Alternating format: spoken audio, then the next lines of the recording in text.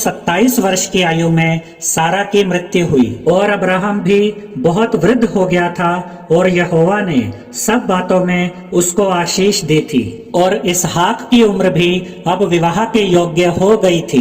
तब अब्राहम ने अपने विश्वसनीय दास को अपने पास बुलाया और उससे कहा कि आकाश और पृथ्वी के परमेश्वर यहोवा की शपथ खा कि तू मेरे पुत्र के लिए कनानियों की लड़कियों में से जिनके बीच में रहता हूँ किसी को न लाएगा। अब्राहम कनान देश में रहता था, लेकिन वो ये नहीं चाहता था कि उसके बेटे इसहाक की शादी किसी कनानी लड़की के साथ हो। इसलिए अब्राहम ने अपने दास से कहा, तू मेरे देश में मेरे ही कुटुंबियों के पास जाकर मेरे पुत्र इसहाक के लिए एक पत्नी ले आएगा।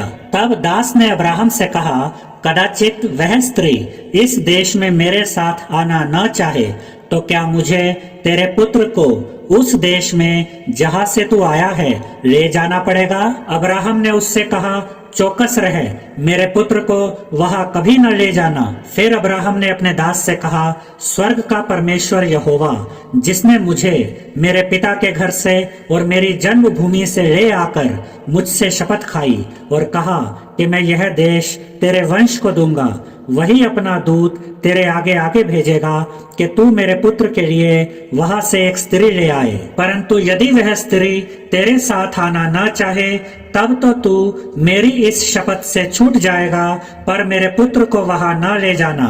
तब वह दास अपने स्वामी के ऊँटों में से 10 ऊँट छाट कर उसके सब उत्तम उत्तम पदार्थों में से कुछ कुछ लेकर चला और मेसोपोटामिया में नाहोर के नगर के पास पहुंचा। उसने ऊँटों को नगर के बाहर एक कुएं के पास बिठाया। वह शाम का समय था, जिस समय स्त्रियां जल भरने के लिए आती थी। तब वह दास कहने लगा, हे मेरे स्वामी अब्राहम के परमेश्वर यहोवा, आज मेरे कार्य को सिद्ध कर और मेरे स्वामी अब्राहम पर करुणा कर। देख, मैं जल के इस सोते के पास खड़ा हूँ और नगरवासियों की बेटियां जल भरने के लिए निकली आती हैं।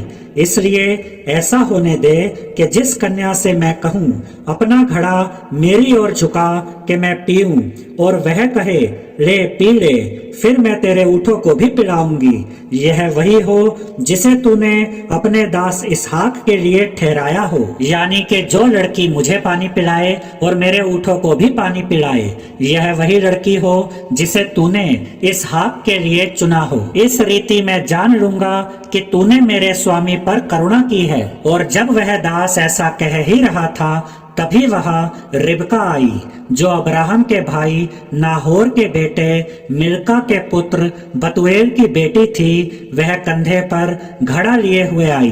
वह अति सुंदर और कुमारी थी और किसी पुरुष का मुंह न देखा था।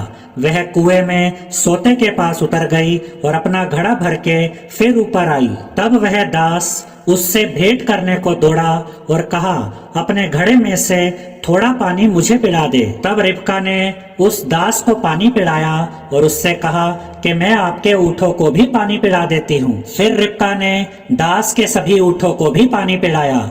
ऊँटों को पानी पिलाना आसान काम नहीं होता, क्योंकि ऊँट बहुत ज्यादा पानी पीते हैं। ऊँटों को पानी पिलाना बहुत मेहनत का काम होता है। इससे हमें ये पता चलता है कि रिबका बहुत मेहनती थी। और जब ऊँटों ने पानी पी लिया, तब दास ने रिबका को आधा तोला सोने की एक नथ निकाल कर दी और 10 तोले सोने के कंगन उसके हाथों में पहना दिए। और तब अब्राहम के दास ने रिबका से पूछा कि तुम्हारा पिता कौन है?